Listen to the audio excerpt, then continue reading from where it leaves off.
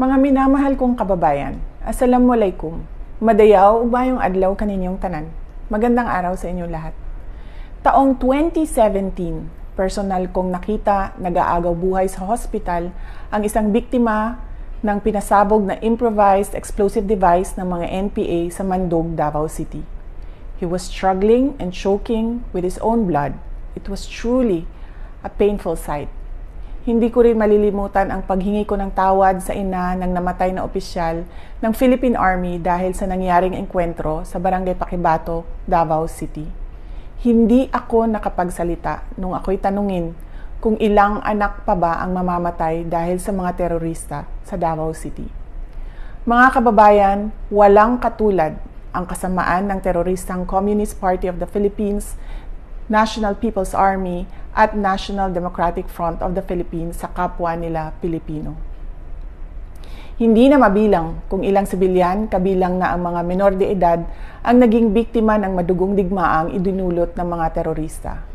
Maraming batang estudyante ang hindi nakapagtapos ng pag-aaral dahil dinala sila sa bundok upang maging armadong terorista.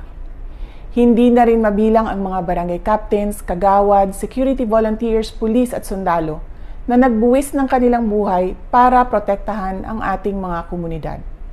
Nananawagan ang kanilang mga pamilya ng hustisya, subalit hindi ito makakamit kung bibigyan natin ang mga teroristang grupo ng amnestiya sa pamamagitan ng Proclamations 403 at 404. Sumusuporta ako sa mga hakbang para itaguyod ang kapayapaan sa bansa because the fight against terrorists is deeply personal to me as it is deeply personal to the families of countless Filipinos whose lives were forever upended because of the madness of terrorists.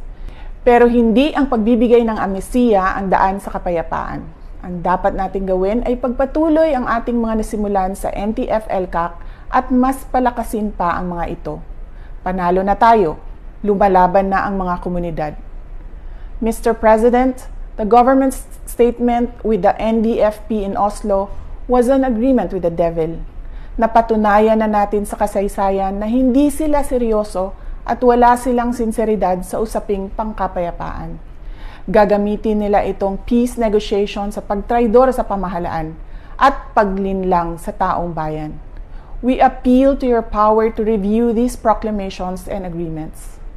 Apo BBM, sana po ay isalang-alang natin ang ating mga komunidad na naging pugad ng mga terorista sa mahabang panahon na ngayon ay lumalaban na at tumutulong sa pamahalaan. Let us honor the memory of those who died in the senseless and bloody attacks of the NPA, CPP, and DFP.